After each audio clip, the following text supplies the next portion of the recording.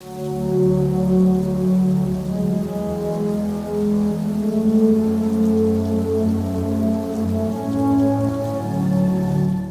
होगा धरती के अंत का आखिरी रूप? कितना भयानक होगा दुनिया का अंत? जान ही लीजिए कैसे हुई थी इंसानी सभ्यता की शुरुआत और कैसा होगा कलयुग का अंत। क्या कलयुग के अंत के बाद ही पृथ्वी का सर्वनाश हो जाएगा या इसके बाद एक नई सुबह की शुरुआत होगी? क्या जल बनेगा कलयुग के अंत की वजह या सब कुछ झुलसा कर रख देगी राख? कलयुग के अंत की भयानक तस्वीर देखने के लिए वीडियो के आखिर तक बने रहें। दोस्तों, सनातन की वीडियो YouTube चैनल को आपके सपोर्ट की आवश्यकता है। हमें सब्सक्राइब किए बिना मत जाइएगा और वीडियो को लाइक भी जरूर कर दीजिएगा। मित्रों, ये तो हम सभी जानते हैं कि हिंदू धर्म ग्रंथों में कुल 4 युगों का जिक्र किया गया है। 17,28,000 वर्ष का सतयुग, जहां पाप, बुराई, अधर्म नाम मात्र को भी नहीं था। 12,96,000 का त्रेता युग, जहां बुराई, अधर्म का आगाज हो गया था। 8,64,000 वर्ष का द्वापर युग, जिसमें 50% यदि धर्म, नेक और सच्चे लोग थे तो 50% ही पापी बसे हुए थे।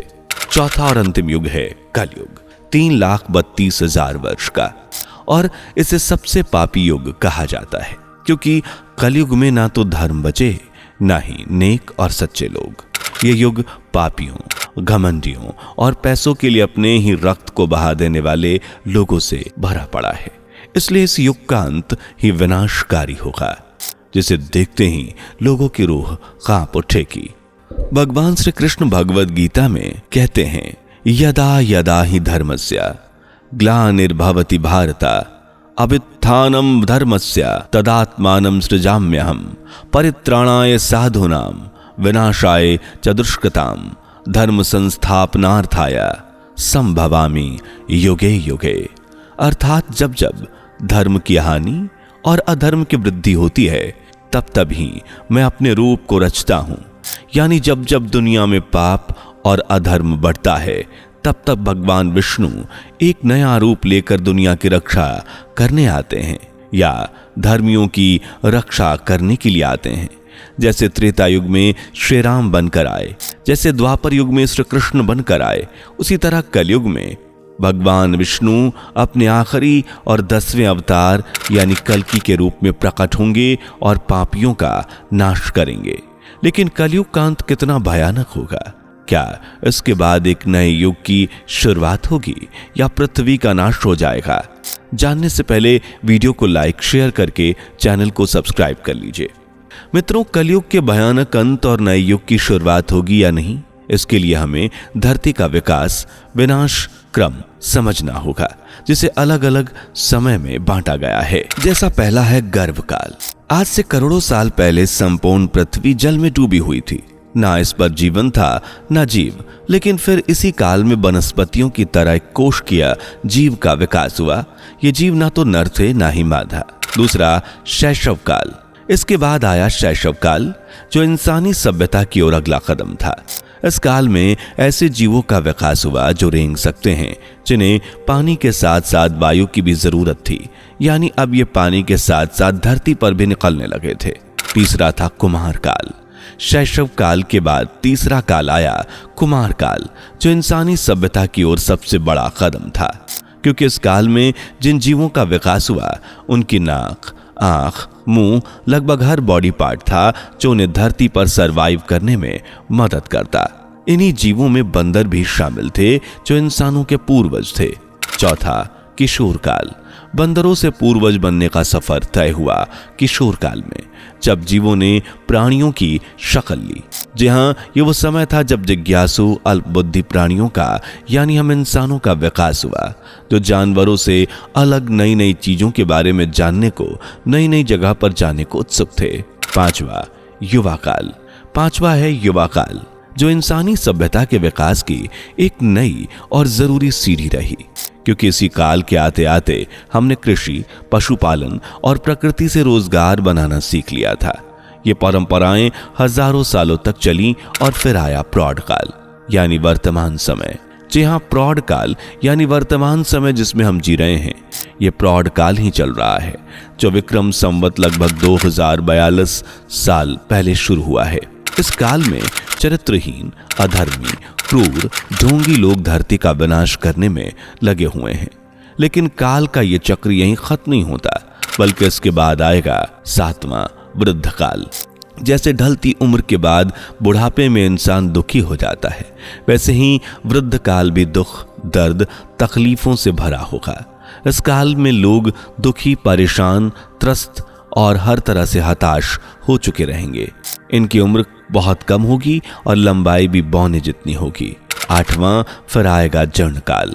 यह धरती पर जीवों के विनाश की शुरुआत होगी, क्योंकि पापी मनुष्य इतनी ज्यादा तबाही मचा चुका होगा कि धरती सूख जाएगी।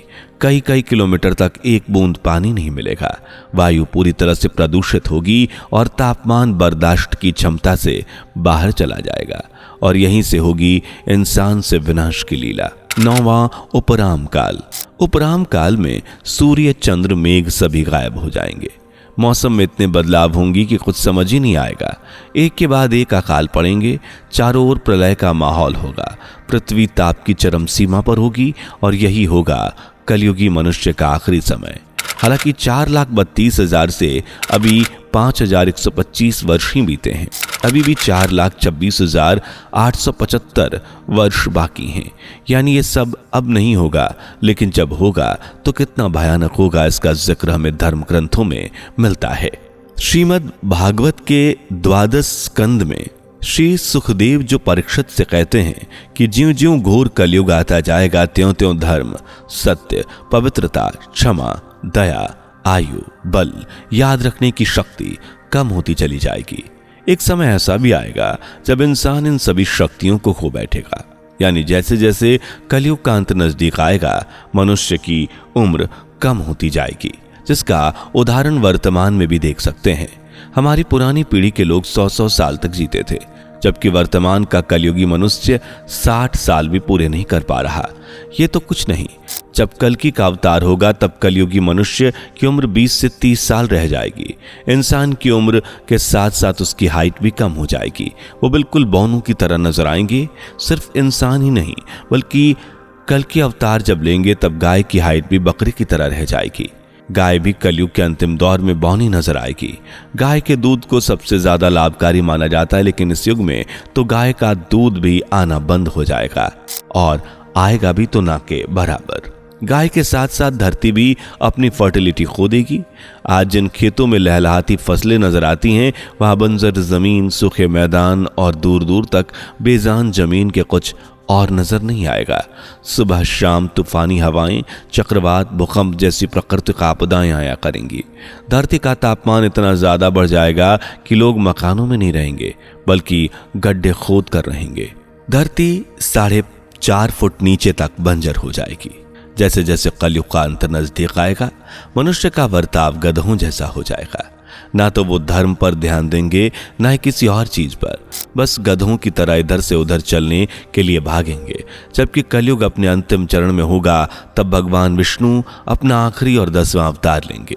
इस तरह कलयुग के अंत में इंसान के पास ना खाने को होगा, ना पीने को। प्रकृति आपदाएं और तबाही मचाएंगी। एक एक बूंद, एक एक दाने को कलयुगी मनुष्य तरस जाएगा। महाभारत में से कलयुग के अंत का जिक्र है, लेकिन यह अंत पानी से नहीं बल्कि आग से होगा। धरती पर ताप इतना बढ़ जाएगा कि जमीन आग उगलेगी। सूर्य का ताप इतना बढ़ जाएगा कि इंसान इस तपन को बर्दाश्त ही नहीं कर पाएगा। धीरे धीरे बारिश पूरी तरह से बंद हो जाएगी। देखते ही देखते हर चीज जल जाएगी और दुनिया का अंत हो जाएगा। इसके बाद शुरू होगी बारिश, जो एक दिन या 2 दिन नहीं बल्कि 12 वर्षों तक लगातार होती रहेगी। पूरी धरती जलमग्न हो जाएगी। फिर होगी एक नए युग की शुरुआत, दोबारा से गर्भकाल से। यानी पृथ्वी का विनाश नहीं होगा, बल्कि यह संसार दोबारा बसेगा। लेकिन कलयुग का अंत होना निश्चित है। श्रीमद् भागवत के अनुसार ऐसा माना जाता है कि 2 कल्पों के बाद सृष्टि का अंत होता है। हर कल्प में एक अर्थ प्रलय होती है और एक कल्प में 4 युग होते हैं। यानी 2 कल्पों में 2 चतुर्युग, यानी करीब 4 अरब 32 करोड़ मानव वर्ष। अब अगर आप कल्प को नहीं समझ पा रहे हैं तो चलिए इसे भी समझते हैं। दरअसल इंसानों का एक महीने पितरों या देवताओं का एक दिन और एक रात होती है। इंसानों का एक वर्ष यानी देवताओं का एक दिन और एक रात, जबकि मनुष्यों के 30 वर्ष देवताओं के एक महीने के बराबर होते हैं और मनुष्य के 360 साल यानी देवताओं का एक वर्ष, और इस एक वर्ष को कहते हैं दिव्य वर्ष। इस तरह मनुष्य अगर 4,32,000 साल जीता है तो देवता 1200 दिव्य वर्ष जीते हैं, क्योंकि मनुष्यों के 4,32,000 वर्ष देवताओं के 1200 दिव्य वर्ष के बराबर होते हैं, यानी एक कलयुग के बराबर देवताओं का दिव्य वर्ष। इस तरह एक कल्प में 43,20,000 वर्ष होते हैं, यानी देवताओं के 12,000 दिव्य वर्ष, और हर कल्प के बाद एक अर्थ प्रलय आती है और हर 2 कल्प के बाद सृष्टि का विनाश हो जाता है। तो दोस्तों, आज आपने देखा कि दुनिया की भयानक तस्वीर कितनी ज्यादा डरावनी होने वाली है। आपके इस बारे में क्या राय है, कमेंट कीजिए। वीडियो पसंद आई हो तो लाइक शेयर करके चैनल को सब्सक्राइब करिए और बेल आइकन को भी प्रेस कर लीजिए। दोस्तों, आपके स्क्रीन पर 2 और वीडियोस दिख रही हैं, जिसे देखने के लिए स्क्रीन पर क्लिक करें। दोनों देखिएगा, बहुत अच्छी वीडियो बनी है।